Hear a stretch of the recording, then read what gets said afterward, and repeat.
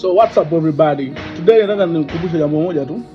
Kama ukiwa ni mtu wa kila vita, maana yake utakuwa ni mtu wa kila matokeo. Huwa tunaingiza jeshi la vita vitani kupigana a certain kind of war kutokana na ile dreaming or focus or destination yetu tunayoelekea kwenda. Kuna baadhi ya vita huwa tunakubali kusipoteza kwa sababu ya aina fulani ya ushindi ambao utapatikana kwenye hiyo vita, si aina ya ushindi ambao tunauhitaji. Kwa hiyo kuna wakati, kuna baadhi ya watu unawaona wanashinda sana kwenye maisha yao, ni kwa sababu huwa wanajua kujipimia kipimo cha aina ya vita ambayo wanatakiwa kupambana. Na vita nyingine huwa wanakubali kuzipoteza kwa namna ya nje ili wajipange sawa sawa waingie kwenye vita ambayo imewapasa wao kuingia.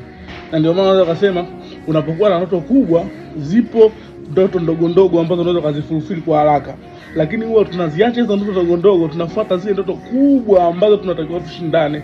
So kuna kimanga mtu kama Yusufu alipoenda kwa Potifari, mke wa Potifari alikuwa anataka kumpa offer ya kuwa boss, sababu angetembea na mke wa Potifari angekuwa na mandate fulani.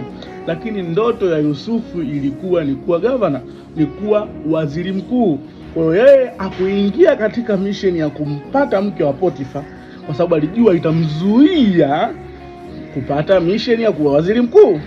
That is it.